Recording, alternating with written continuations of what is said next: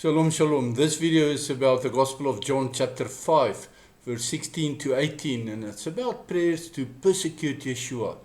But I want to ask you, even though I'm going to read only these 3 verses, please read until the end of the chapter. That is important. Okay, the text is, because he, YESHUA, was doing these things, and it refers to healing the lame man on Shabbat, the Judean leaders started persecuting him. But YESHUA said to them, "My Father is still working, I also am working." So for this reason, the Judean leaders kept trying even harder to kill him, because he was not only breaking Shabbat, he wasn't really, but that's what the text says, but also calling God his own Father, making himself equal with God. This misguided prayer is to persecute YESHUA when he should rightfully be praised.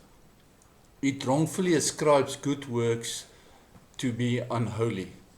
Neither in English nor in Greek the language distinguish like Hebrew does between Melecha labor and Avodah labor.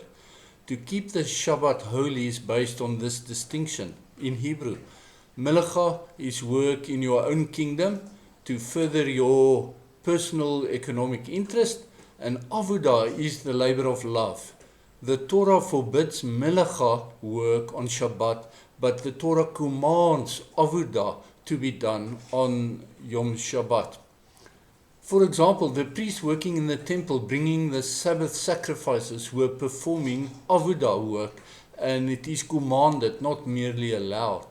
To rescue an animal that fell into a pit, for another example, is also Avodah. And so was the healing of the lame man who suffered for 38 years.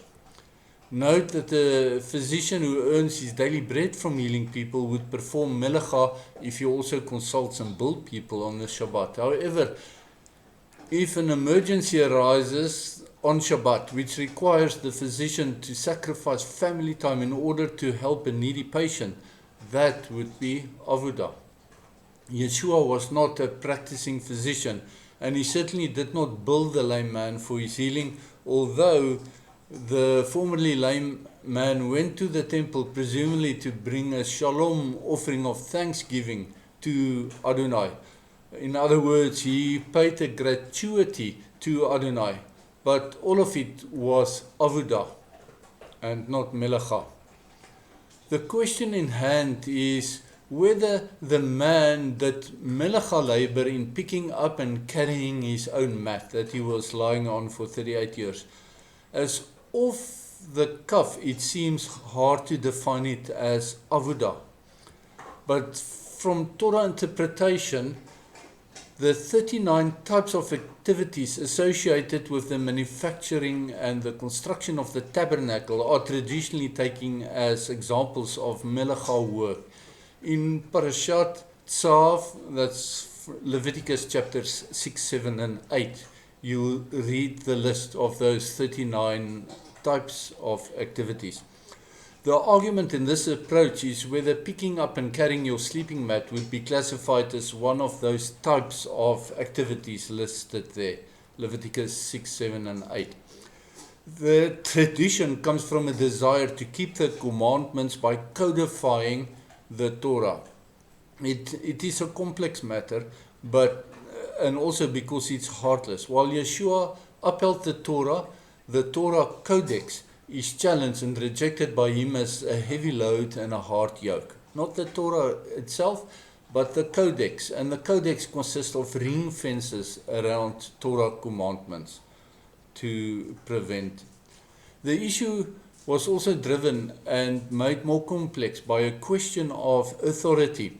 The Judean leaders demanded that their authority must be consulted in all matters, even before doing Avodah on Yom Shabbat. They did not realize that YESHUA had much higher authority than they did. Whilst he submitted to their authority in things like paying the half-shekel annual temple tax, he discarded their misguided authority on Melecha versus Avodah work. The man picked up and carried his mat on Adonai YESHUA's command. The leader's dilemma was whether Yeshua had the authority of God to command the man to do this. And then the second and closely related issue was that Yeshua said that he is the Son of God. This opened a long debate on who is a son of God. For instance, like Adam is a son of God. The Bible says so. But Yeshua is different to Adam because he is God as well. And from our understanding of the Trinity, it applies that Yeshua is God and the Son of God, but it's also limited in an unintentional limitation of God. God is so far above us that we cannot understand him. We even struggle to grasp what he revealed to us about himself in the Bible, through the Torah and through the prophets and through the Gospels. I suspect that these leaders, just like many small-minded political leaders in our time, just like they would do today, they grasp at this secondary issue because they knew that the original charge about what may and may not be done on Yom Shabbat did not hold any water. It was just politics, not legality. Even they knew in truth that Yeshua was not breaking Shabbat, and they knew that the man who picked up his mat and carrying it was not breaking Shabbat because they knew the difference between Melecha and Avodah. And there was no question about the healing being Avodah. The question was about carrying the mat.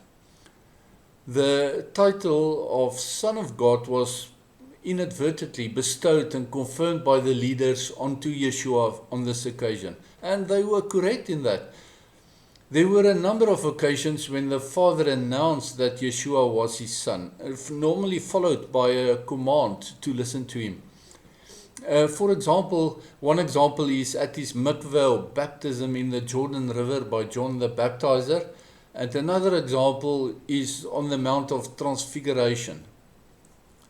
The Bible contains references to other sons of God who are beings of lesser stature and not as an extension of God himself as Yeshua is an extension of God. These lesser sons refer to the angels and to Adam and even to the followers of the Messiah, followers of Yeshua.